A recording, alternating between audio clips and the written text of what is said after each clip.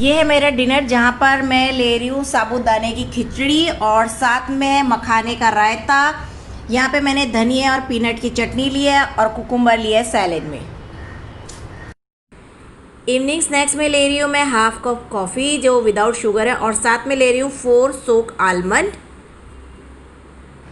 Lunch में मैं यहाँ ले रही हूँ पम्पकिन सूप और साथ में ले रही हूँ टोन मिल्क से बना हुआ पनीर।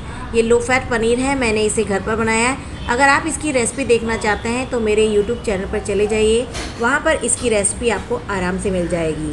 बाकी सबकी रेसिपी भी वहाँ मौजूद है। Navratri special day 5 full day meal plan उपवास का फूड। ब्रेकफास्ट में मैं ले रही हूँ साबूदाने का वड़ा, जिसे साबूदाने की टिक्की भी बोल सकते हैं आप, और साथ में ले रही हूँ हाफ कटोरी जितना लो फैट कर्ड। इस वड़े की खासियत ये है कि ये ऑयल फ्री है।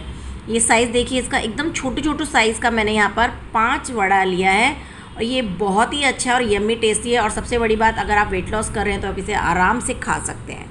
मॉर्निंग स्टार्ट कर रही हूँ मैं 1 डेट और गर्म पानी से, जिसमें मैं हाफ लेमन स्क्वीज़ कर रही हूँ।